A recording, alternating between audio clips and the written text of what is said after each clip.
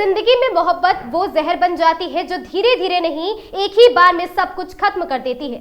लखनऊ की ठंडी रात, गांव से बाहर एक खून से सना शव और उस पर सन्नाटा ऐसा कि जैसे खुद रात भी कुछ कहने से डर रही हो। पुलिस लाइन में तैनात सफाई कर्मी प्रदीप गौतम की मौत की खबर जैसे ही फैली, पूरे इलाके में सिरहन दौड़ गई। हैरानी लोगों को तब हुई जब प्रदीप की मौत पर उसकी पत्नी चांदनी के चेहरे पर आंसू ना थे, ना दर्द, बस अजीब सा सुकून था। और बस यही से खुला प्यार के नाम पर किए गए कत्ल का वो दरवाजा जिसने अंदर की कहानी किसी फिल्मी साजिश से कम नहीं है। नमस्कार, आगाज टाइम्स देख रहे हैं आप। मैं हूं आपकी होस्ट पलक शर्मा और स्वागत है आपका हमारे इस कार्यक्रम अपराध में। लखनऊ के बीकेटी थाना क्षेत्र में 25 अक्टूबर की रात मामपुर बाना गांव के पास खून से लथपथ हालत में मिला था एक शव 24 वर्षीय प्रदीप गौतम का, जो पुलिस लाइन में सफाई कर्मी था।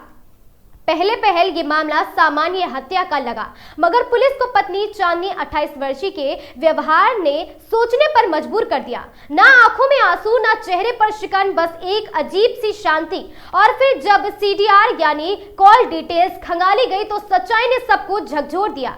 सिर्फ 10 दिन में 400 कॉल्स, एक ही नंबर पर लगातार बातचीत और सबसे बड़ा संयोग, हत्या वाली रात भी उसी नंबर से लगातार संपर्क हुआ था। पुलिस ने जब नंबर ट्रेस किया तो खुला अवैध रिश्तों का पन्ना।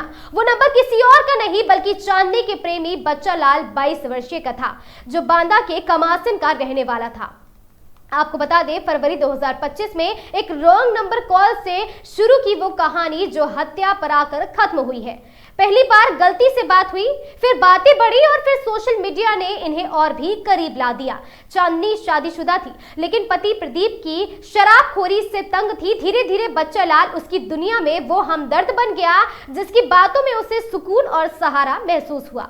जुलाई में चांदनी की ननद की शादी थी। उसी दौरान बच्चा लाल को उसने घर बुलाया। सहेली का देवर बनकर वो एक हफ्ते तक घर में रहा। घर वालों को कुछ शक नहीं हुआ, लेकिन उसी दौरान दोनों की नजदीकियां खतरनाक हद तक बढ़ गई।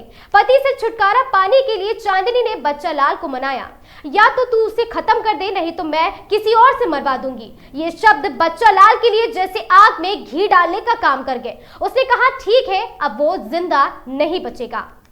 आपको बता दें, बात दिल्ली से शुरू हुई, फिर साजिश लखनऊ में रची गई है। चांदनी ने 8,000 रुपए भेजे ताकि बच्चा लाल कट्टा खरीद सके। 25 अक्टूबर को वो लखनऊ पहुंचा। इटौंजा के एक होटल में ठहरा। वहीं से लोकेशन अपडेट्स मिलती रही और चांदनी लगातार अपने पति की रियल टाइम लोकेशन बच्चा लाल को देती रही। रात को प्रदीप रोज की तरह शराब पीने मामपुर चौराहे गया। बच्चा लाल वहां पहुंचा, दोस्त बनकर शराब खरीदी, खुद कम पी और प्रदीप को ज्यादा पिलाया। जब प्रदीप नशे में लड़खड़ाने लगा तो उसे गांव के बाहर आउटर रिंग रोड की तरफ लेकर चला गया। शराब की बोतल खत्म होते ही बच्चा लाल ने तमंचा निकाला। पहली गोली पीठ में, दूसरी सिर में। प्रदीप वहीं ढेर हो गया और बच्चा लाल उसकी बाइक लेकर फरार हो गया। पुलिस ने जब मोबाइल लोकेशन खंगाली तो इटौंजा में दोनों की एक ही समय पर उपस्थिति मिली। होटल के सीसीटीवी में मिला संदिग्ध चेहरा वही बच्चा लाल, जिसके बाद मंगलवार सुबह करीब 5:45 पर बीकेटी पुलिस ने मामपुर शमशान घाट के पास से बच्चा लाल को गिरफ्तार किया है। पूछताछ में उसने कबूल किया, हाँ, मैंने चांदनी के कहने पर प्रदीप को मारा है। चांदनी ने कहा कि उसका पति शराब पीकर झगड़ा करता था। वो बच्चा लाल के साथ नई जिंदगी शुरू करना चाहती थी, लेकिन उसे ये नहीं पता था कि प्यार की नींव किसी की मौत पर रखी जाए तो वो रिश्ता कब्र से बाहर नहीं निकल पाता है।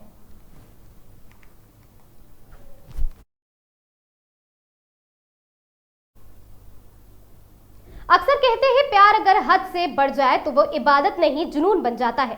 और जब जुनून अंधा हो जाए तो इंसान खुद को नहीं, किसी और को मिटा देता है। लखनऊ के मामपुर गांव की इस कहानी ने एक बार फिर याद दिलाया, जिस रिश्ते में सच्चाई की जगह छल बस जाए वहां अंत हमेशा लहू से लिखा जाता है। प्यार, वफादारी और लालच की इस खौफनाक त्रासदी ने समाज को एक बार फिर आईना दिखाया है, जहां रॉन्ग कॉल से शुरू हुआ रिश्ता मौत की कॉल पर खत्म हुआ है। अपराध के आज के इस एपिसोड में बस इतना ही। मैं आपकी होस्ट पलक शर्मा फिर मिलूंगी अपराध की एक नई कहानी के साथ। तब तक के लिए हमसे जुड़े रहने के लिए देखते रहें आगाज टाइम्स।